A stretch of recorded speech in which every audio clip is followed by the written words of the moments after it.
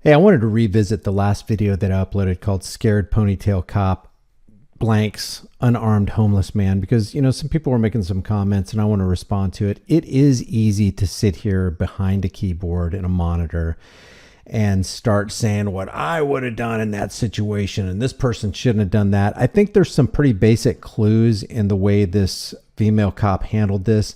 But I didn't spend enough time on the 911 call, and I have since talked to a 911 operator that I personally know to ask her what she would have done if she got this kind of call. Let's go ahead and let's listen to the 911 call again, and then I want to highlight some of the things that this 911 dispatcher actually said. Station Deputy Davenport, how can I help you? Hello, calling from the West Valencia Mall.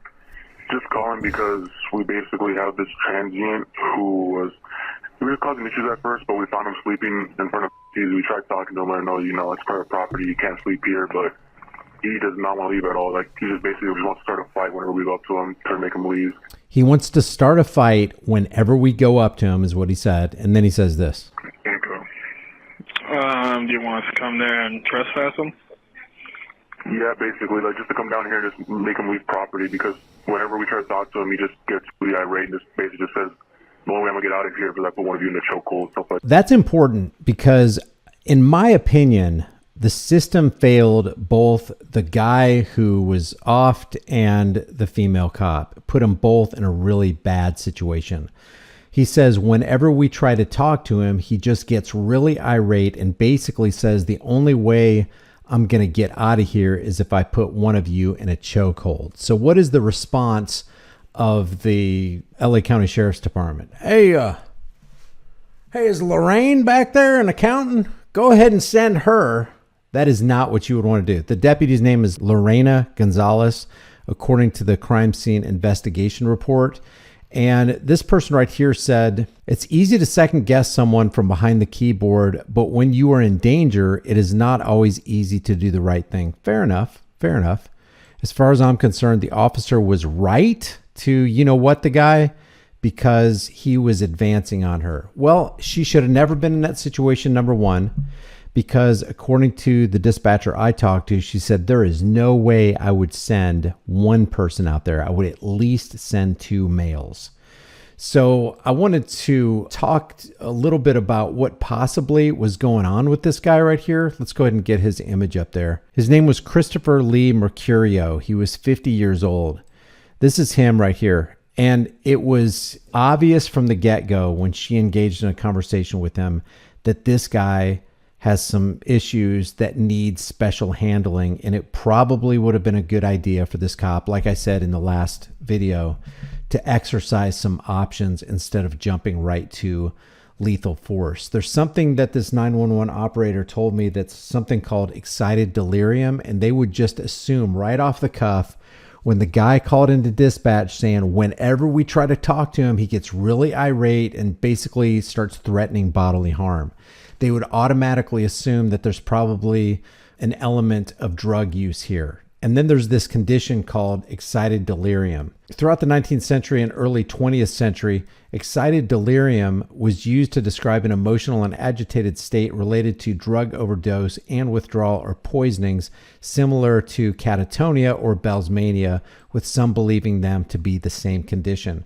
Now, what they say is, of the many possibilities for excited delirium, the syndrome today appears to be mostly associated with the abuse of cocaine or amphetamine, and with endogenous, which means coming from the internal part or originating from inside, mental disease such as schizophrenia.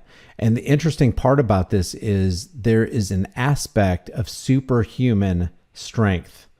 Whether you're talking about a male or female, excited delirium is used as a field diagnosis by first responders across the country. Officers in many police departments are officially taught to look for superhuman strength and police noncompliance as symptoms of a syndrome that could kill the subject of an emergency call or induce that person to kill them. And if you looked at the body cam footage from police activity, the unedited version, when she fires the first shot, it's almost like it didn't faze him at all. It's like he just brushed it off like it was a fly. Just kind of looked down and just kept going after her. On the second one, same thing. It almost looks like it didn't faze him when he walked back to his sleeping bag and ended up expiring. So I did want to, I want to share with you the element. I don't want to be unfair to anybody. I don't want to be unfair to a person who's not a cop, and I don't want to be unfair to the cop. I just think if you have a call where somebody has already established an aggressive posture and is threatening people, the last thing you want to do is send out one police officer, let alone a tiny female police officer who's definitely not going to be able to handle it, because when you corner her, what's she going to do? She's going to want to preserve her life. That's understandable. Every one of us would want to preserve our lives. Maybe we would go at it a little bit differently.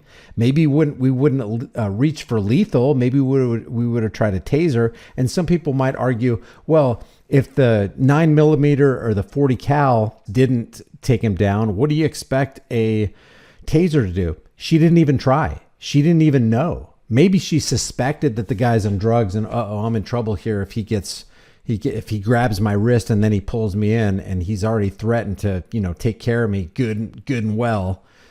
So, I'm sure this female officer, her adrenaline was going. It was just a bad situation all around. This guy was showing signs of not being reasonable, rational, or stable. And she could have exercised options. But to begin with, the 911 dispatcher should have said, well, we have I don't know what the 911 dispatcher said to the cops. We know what the person said to the 911 dispatcher. Now, the question is, did the 911 dispatcher convey the vital information that any cop arriving on the scene would need to know so that they would be prepared to handle this situation? If not, that 911 dispatcher, from what I understand, can be held liable. You let me know if this is reasonable. Steven Sanders says, don't blame her. I would have popped his, you know what, if he came at me with threats. I don't know if I would have. And you never know unless you're in that situation, but I just don't know if I would have. Would you have? If somebody's coming at you and you don't perceive that they have a knife or any other kind of deadly weapon, would you actually draw your firearm? Cops should never just walk away, this person says. Really? Cops should never walk away?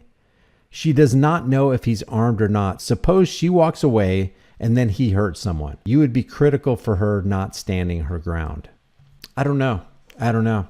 There's always another option. There's always another way. And I just think that the comedy of errors here started with, what information did the police department get for one cop to show up on the scene of somebody who was clearly aggressive, clearly making threats? I would want to know that. Call backup, head toward the cruiser. When backup arrives, everyone has their tasers out, put him in custody, and then everyone potentially lives. But we also know that there's a group mentality that happens when a bunch of law enforcers show up, because, think about Eric Garner. That guy got on him, choked him out. Other officers are not getting off of him, not letting him breathe, and he expires. Think about Daniel Shaver. There's 5 well-armed, well-defended, because they have their Kevlar vests and everything on. They're all tacked out. Daniel Shaver's in his t-shirt and shorts. That's all he's got. He's trying to do his best to obey the commands of Philip Brailsford and his henchmen, and yet they still end up ending his life. So I get it. When more officers come, it doesn't usually end up good for the perp. It's important to get the right information. When you get the right information, you can make the right adjustments. I just don't think that they were fair to the female police officer who arrived on the scene, nor were they fair to the guy who ended up expiring. You guys let me know what you think about this. I want to be fair to my fellow human beings, whether they're in a uniform or not, whether they come as agents of the state or not. I want to look at these things and try to figure out what the heck could have been done better where everybody walks away alive. What could have been done better where everybody walks away and justice was actually done?